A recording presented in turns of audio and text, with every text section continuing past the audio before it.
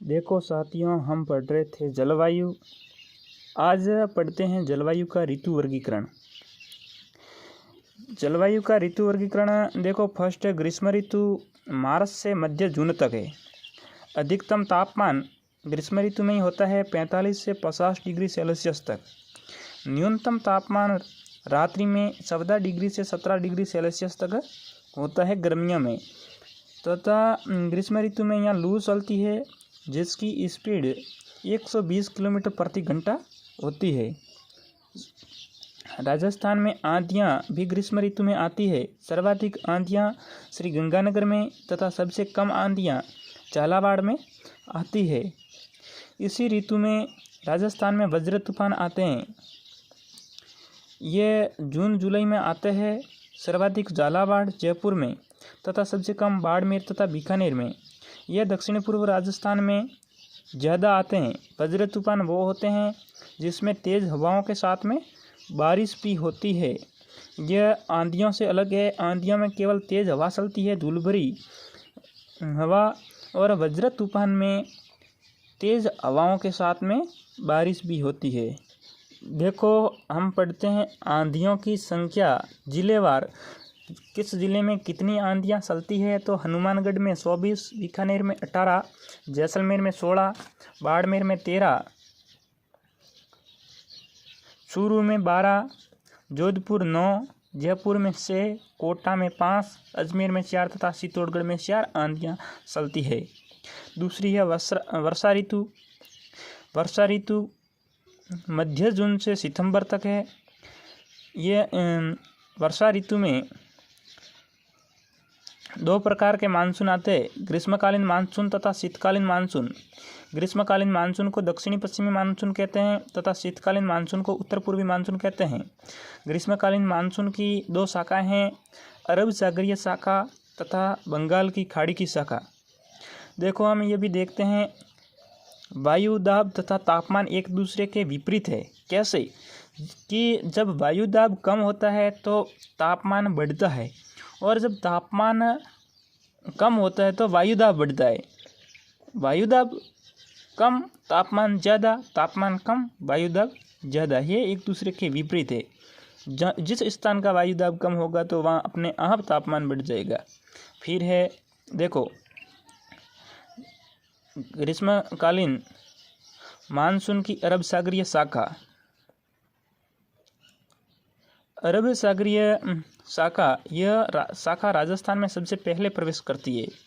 दूसरी शाखाओं की तुलना में अरब सागरीय शाखा है वह सबसे पहले राजस्थान में प्रवेश करती है, क्योंकि अरब सागर राजस्थान में अपेक्षाकृत नज़दीक है। इससे राजस्थान में 10 से 15% वर्षा होती है। बिल्कुल कम है, 10 से 15%, क्योंकि यह शाखा अरावली के समांतर चलती है। मानसून का प्रवेश राजस्थान में 16 से 18 जून को होता है। दूसरी शाखा है बंगाल की खाड़ी की शाखा। राजस्थान में सर्वाधिक वर्षा 85 से 90% इसी शाखा से होती है, क्योंकि यह अरावली के समांतर न चल करके अरावली के आकर टकराती है।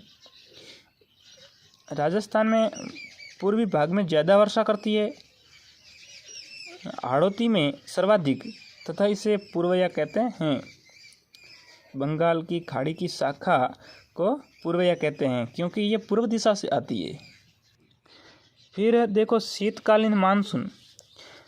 शीतकालीन मानसून उत्तर पूर्व दिशा से आती है तथा यह मावठ या गोल्डन ट्रफ्स भी इसके अंतर्गत होता है। मावठ पश्चिमी विक्षोभ से मावठ की उत्पत्ति होती है। और शीतकालीन मानसून कैस्पियन सागर या भूमध्य सागर से इसकी उत्पत्ति है। रबी की फसल के लिए लाभदायक है।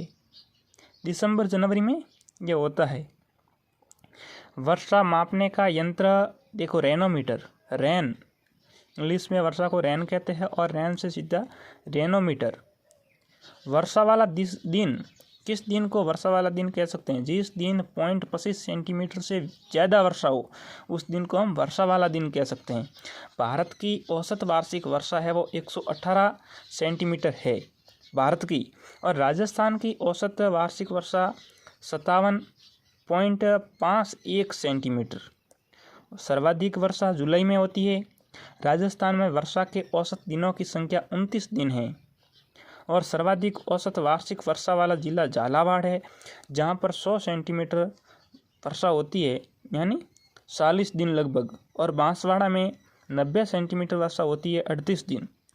न्यूनतम औसत वार्षिक वर्षा जैसलमेर में 10 सेंटीमीटर, सामान्यतः 5 दिन तक बारिश होती है। सर्वाधिक वर्षा वाला स्थान माउंट आबू है।